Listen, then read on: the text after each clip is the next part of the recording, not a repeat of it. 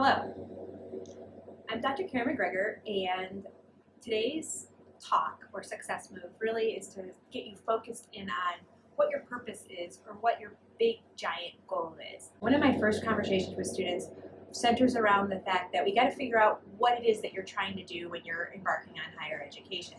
A lot of times I'll ask somebody, what's your goal? And their goal will either be one of two goals. It'll be really closely linked to a grade point average, and for some reason it's usually always a 3.5, or they'll say, I want to graduate. And both of them are admirable and great goals, but they're usually components or chunks of a bigger goal. And so this is what I like to call your big giant goal. Your big giant goal is what you're going to be doing next in your life. So after you graduate, you move out of the college environment and you move out hopefully of your parents' homes, and you move on to your kind of next chapter of your life.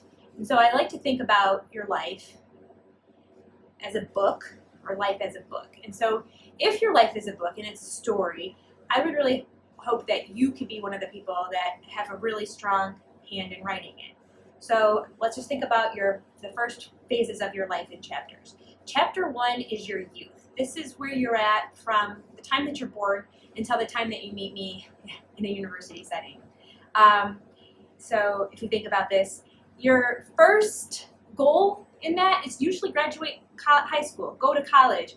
And these goals are some way predestined or really kind of society's goals or what's expected of you. And you buy into them, and they're part of your life, and you want these goals. They're not your goals, but they're very, very, they've been set from outside of you. Your next chapter, chapter 2, that's college. And so we're going to fast forward and start thinking about chapter 3. Chapter 3 is your life after college, and this is going to be your early career and your next steps. And so you got to think about, what do you want to be doing? Where do you want to be living?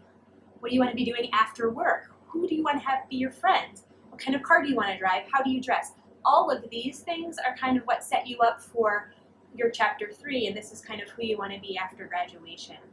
And so a lot of times people will tell me this goal, and they'll say, I want to be in marketing. I want to work for a company and do their marketing. Or I want to work for an ad agency and do their marketing. Or they might say, I want to work for Ford and I want to sell cars. Or they'll give you a specific thing that they want to be doing.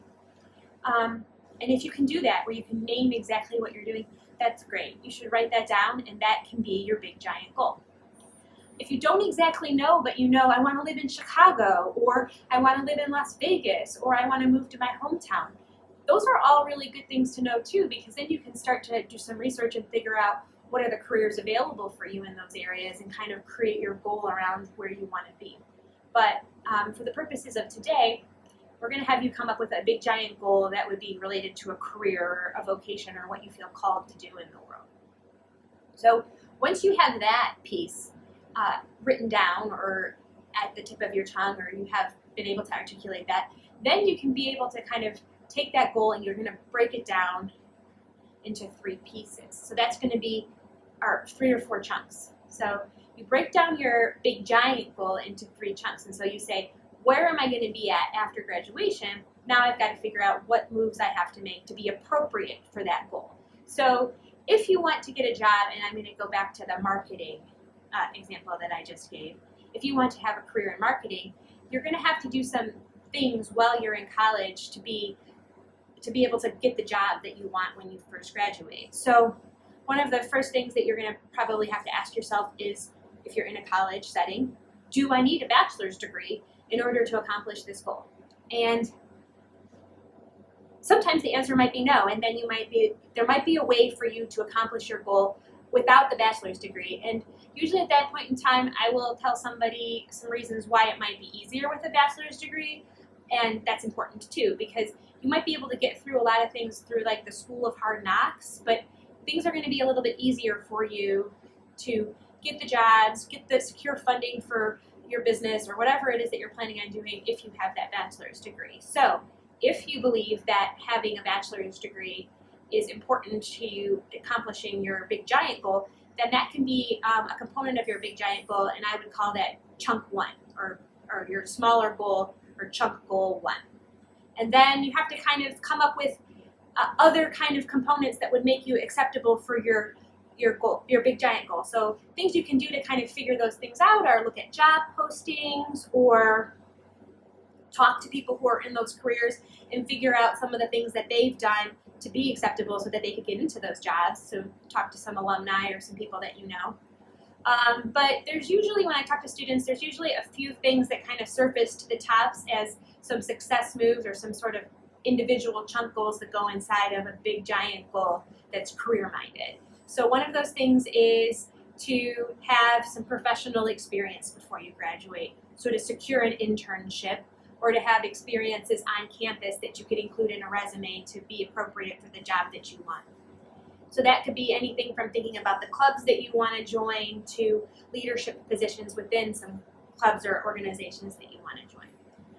The next sort of big chunk goal that people typically have would be something related to a professional network. They need to have some sort of leads in where to get these jobs and where to go and what to do and the things to do. So one of the things I said is talk to alumni, but get a mentor, cultivate your professors as assets. All of those things go inside of that chunk goal that would be cultivate a professional network. It might be go to networking events on campus, go to career fairs when they have them. If there's a recruiter on campus, go talk to them even if you're not interested in that specific firm because it might help you. You can see that there's things you could do inside of that chunk goal that would help you develop your professional network. The last typical, the most common, fourth chunk goal would be to get smart about money. And this is one thing that a lot of students, either they feel like they need to be strong negotiators or they would feel like they need to be a little bit more savvy about what the value of things are. And so one of the most common sort of chunk goals that go inside of somebody's ability to be, acceptable for finance or acceptable for, a job in some sort of business sector would be to have that financial savvy. And so the things that you can do that kind of would be components of that chunk goal would be go to financial literacy workshops, to be careful with your money and not get into a bunch of debt before you're leaving college. There could be the ability, you really should focus in some of your quantitative classes like finance, accounting, math, and make sure that you're doing well in those classes because those are all going to be building your financial savvy once you graduate from college. So there are other pieces that might be personal to your chunk goal. If you are planning on being an entrepreneur and you already have a business, you might want to grow that business while you're here. If you're planning on going into a field like marketing or you're planning on using social media, you might want to enhance or grow your social media presence. And so that might be one of your chunk goals. So some of these individual goals that go inside your big giant goal are going to be very personal to you, and I might not be able to even think of what they could be, and they're going to be something that you're going to have to think of. But it's important to get these down on paper and to kind of clarify these and reflect upon these before you begin your semester, because this is going to be a big piece of your motivation, and this is going to be a piece of paper that can be a blueprint or a map for the moves you make during the semester. It can help you make a decision. It can help you make a decision to go to class versus not to go to class, or go to a workshop versus not to go to a workshop, or join a club versus not to go to a club. And the reason why I say this is because you can make decisions every single day, and we do. We choose what we do every single day. I choose to get up and go to work. I choose to take care of my daughter, for example, because I want her to become a successful person. And you make these choices every single day, and so I write the next chapter of my life with the decisions that I make today. And so if you believe this, if you believe that you get to write your life, then you get to see that the decisions you make each day are going to be leading you to your next chapter of your life. And so if you come up with what your goal is and you come up with some pieces of what that goal could look like for example, the finishing your bachelor's degree, building your support network, all of those things, you can say, okay, is this going to help me finish my degree? Is this going to help? Is this decision I'm going to make help me cultivate my professor as an asset? And so you can kind of take all of those things together and be able to make the moves that will help you get to your chapter 3.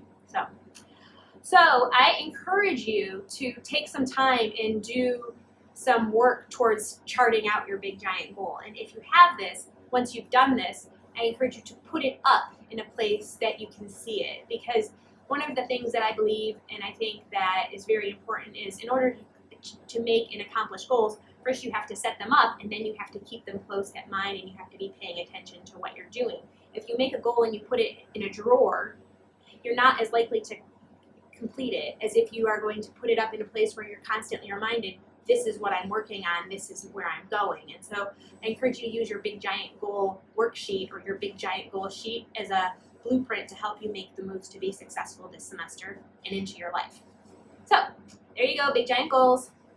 Good luck, and I'll see you next week for another success move.